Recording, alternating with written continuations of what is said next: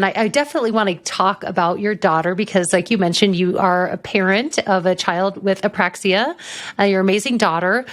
And what came first? Your knowledge of apraxia, and then you end up having a daughter that has apraxia, or the opposite? How did that happen? So I stayed in the schools after I got my degree because that's where I started. And I just kind of, moved into an SLP role in the elementary schools. And that's where I stayed. I graduated from grad school in 2008, and then my daughter was born in 2009. So by 2012, I knew that she had apraxia. So though I had some trainings, I had taken one training as an SLPA in apraxia and just some peripheral, trainings on it, nothing really deep. By the time she was diagnosed with apraxia, no, I would not say that is what catapulted me into the obsessiveness that I had to get all of these continuing education credits around apraxia, and how I ended up here in a private practice specializing in it now. Okay, so daughter first, then realizing, okay, I need to find out as much as I possibly can about this so that I can advocate for her, know what's best. So tell us about your amazing daughter, because I think this is such a serendipitous story. So tell us about her. Yes. Yeah. So basically, I knew she was delayed. And in the schools, I preferred the severe needs programs. So I was always working with cerebral palsy type, disorders and things like that. It was kind of my jam. And so I really suspected cerebral palsy in her, which she also does have, but it's a very rare presentation and no one identified it until she was 8. So that's a whole nother story altogether. But she did actually have it. And that's kind of where I was going. She's low tone, she's delayed globally. What is going on here? And I just, worked with her almost every night until, between the ages of 2 and 3. And then right before she turned 3, I took her into Child Find, knowing that she would qualify for an IEP.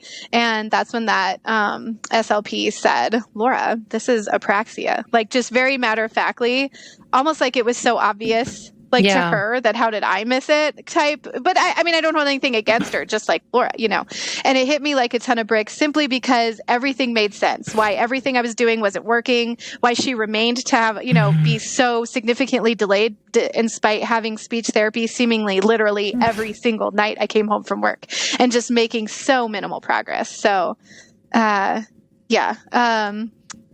so basically, that was actually a very dark time in my life. You go to work and you help kids speak, and then you come home to the one kid in the universe that means the most to you, and you seemingly can't help them talk, and you're supposed to be a speech language pathologist. So, professionally, my self-esteem was low. Parentally, I was grieving, and it was just really hard. But after I got through that, I decided, as you said, to choose to look at things as a serendipitous type situation. So I said this had to have happened for a reason and not for negative. So I'm going to turn it into a positive. And I have the ability to take all of these credits where other parents don't. I have the ability to go to every single training I can find on apraxia, and then not only have the ability to take the training, but the ability to implement it. So that's what I did. And yeah.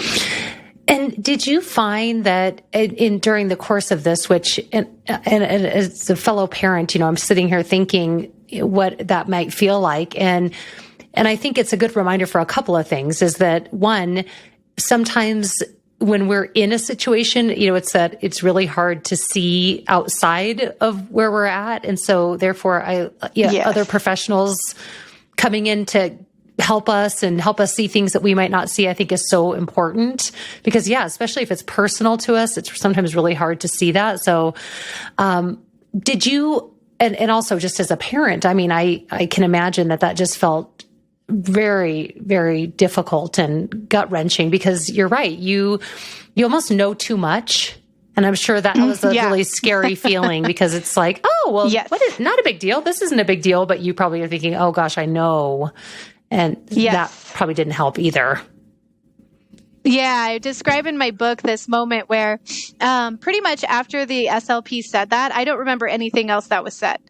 all I could think about was apraxia, lifelong, neurological. Oh my gosh, she's going to have to work so hard. Oh my gosh, she's going to have all this therapy. Oh my gosh, she's going to speak when she's an adult. Like, that's all the stuff that was going through my head. Anything else anything said after that, I did not catch. So I held it together during that evaluation, and then we go outside, and at the time, the only word she had was hi, pretty much, that she could say on demand. And she said it like with a bunch of intonations and in a bunch of different situations. And she could change her intonation depending on what she wanted to convey, like what message she wanted to convey. And so I remember I'm like in this haze, I'm walking out of the building, I'm like buckling her into her car seat, and now I can finally start crying. So I'm crying. And well, I mean, I could have cried then too, but you try and hold it together. And so I'm crying and I'm putting her in her car seat. And like what broke my haze was this like, hi. Oh. I know, which made me cry more. You're like, oh. Yeah. She knew Mama was sad. Yeah.